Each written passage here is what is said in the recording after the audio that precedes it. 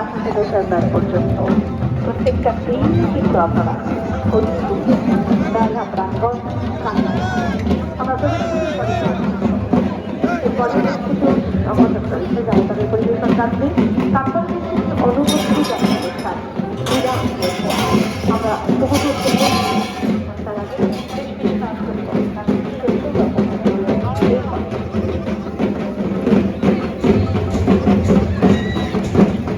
ঊনচল্লিশতম হুগলি জেলা গ্রন্থমেলা।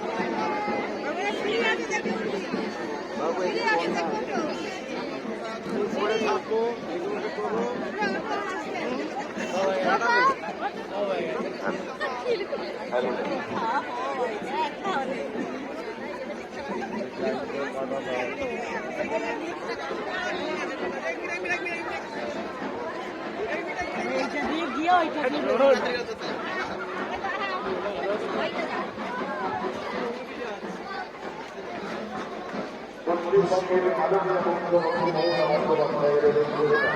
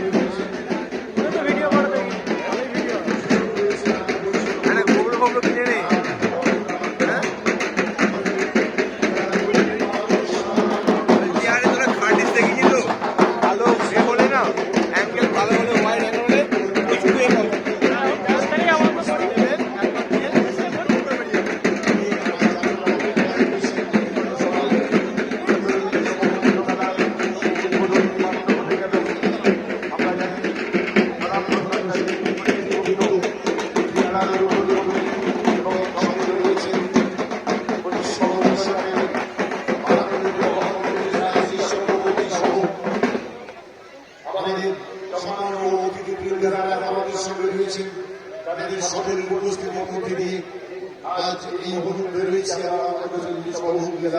গ্রন্থমেলা। আপনারা কিছুক্ষণের মধ্যে আবারও অনুষ্ঠানে ফিরে আসবো।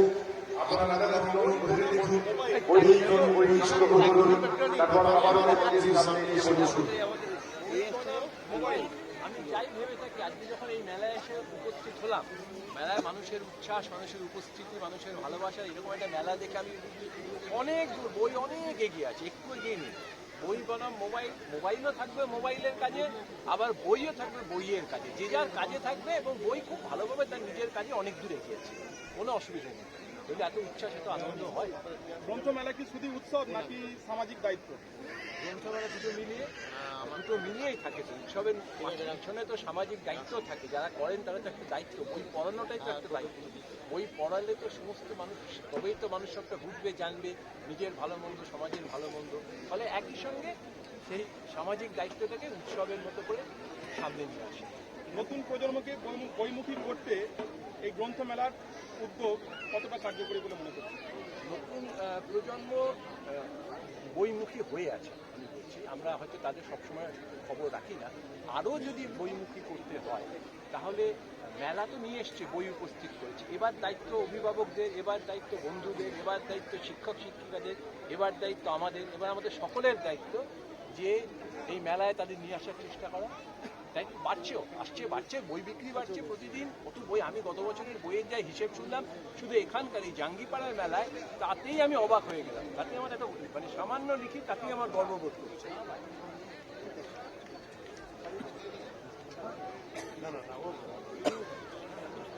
পরে কথা বলি।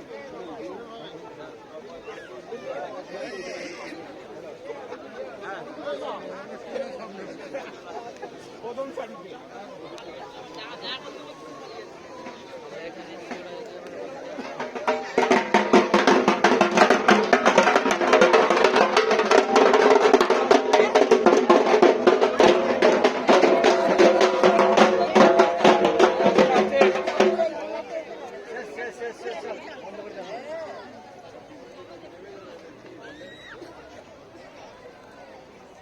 এইটা দিয়ে বেরিয়ে এসো না।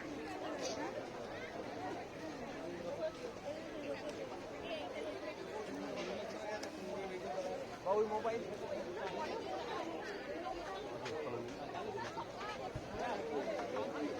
ও বুড়োদা ঠিক আছে।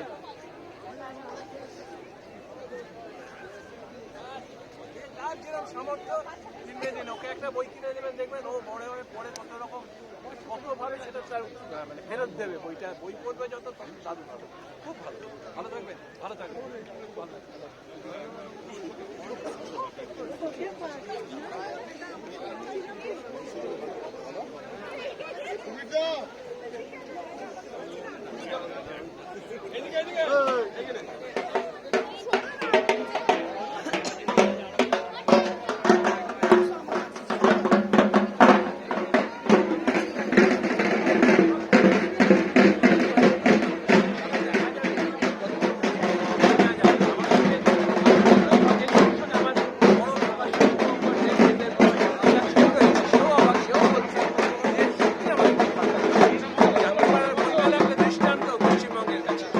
একটা সময় বই মানুষের একটা আবেগ ছিল, সেই আবেগ কি হারিয়ে যাচ্ছে বলে মনে হচ্ছে? এখনো না, এখনো সেই আবেগ আছে। আমরা সমস্ত যাদের আবেগ আছে, যাদের ভালোবাসা আছে, তাদের হয়তো সবসময় সামনে দেখতে পাই। যেমন আবেগ তো নিশ্চয়ই আছে, আবেগ না থাকলে আপনি হিসেবটা করুন না, জাঙ্গিপাড়ায় কত বই বিক্রি হচ্ছে। এই তো যাদের সঙ্গে কথা বললাম তারা তো বলছেন, পরিবারের মা বোনেরা তো বলছেন তারা একটা সামর্থ্য অনুযায়ী বই কেনে। আবেগ কোথাও যাবে না, আবেগ বাড়বে, বইয়ের আবেগ বাড়তেই থাকছে। কিন্তু একটা জিনিস দেখা যাচ্ছে যে আজকে মোবাইল, সোশ্যাল মিডিয়ার যুগ, সেখানে হাতের ভেতরে মোবাইল, আর বইটার প্রতি একটা অনীহা মনে না না না না, কোনো বিরোধ নেই, কারোর প্রতি কারোর অনীহা নেই। দুজনে মিলেমিশে দিব্যি থাকতে পারে। সারা পৃথিবীতে রয়েছে, জাপানে, চীনে, আমেরিকায়, সব জায়গায় কতদিন আগে প্রযুক্তি এসে গেছে। বই পড়া কমেছে? বই পড়া তো কমেনি কোথাও। দুটোই দুরকম, নিজেদের কাজ করবে। বর্তমানে সরকার যেভাবে বইয়ের প্রতি আগ্রহ দেখিয়েছে, তাতে মানুষও দেখছি একটা উৎসাহ হবে। সেই বিষয়টা যদি খুবই ভালো। আমি মানে এটার মানে আমি বলছি এরকম আগে ছিল না, আগে হয়নি।